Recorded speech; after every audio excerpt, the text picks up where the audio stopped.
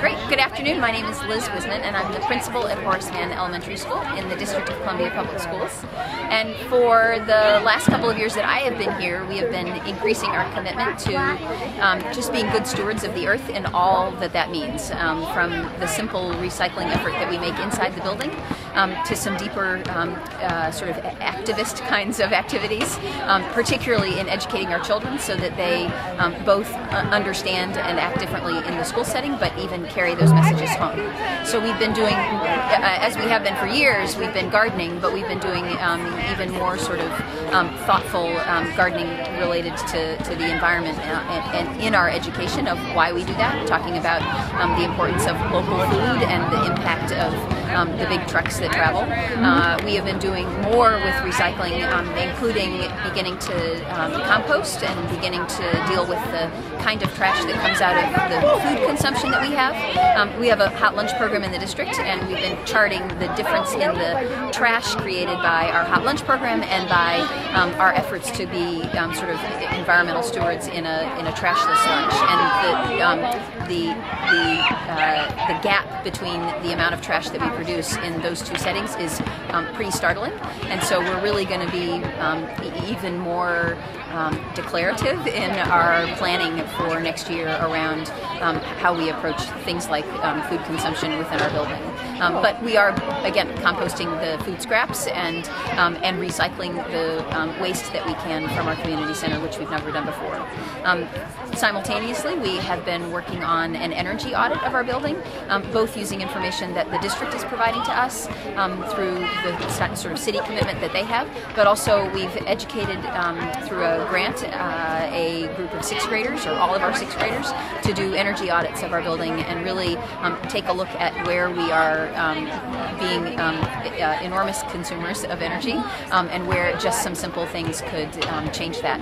Sixth graders have done something as simple as make a template for our light switches, and so every day that I go into the restroom, there's that cheery little template with a message, and I remember to turn the light off as I leave the room. They also have been using some equipment that has been given to us for the year to really, again, take a look at energy consumption from the various pieces of of equipment that we use in our building and on a daily basis. Some of our students participated in a green sort of competition, and we had some great ideas.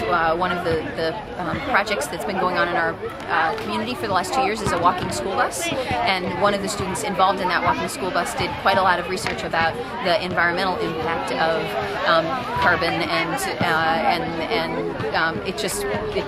it really sort of underscored the importance of that simple act that a small number of families are making. And so we're looking forward to having the walking school bus create multiple routes instead of just the one.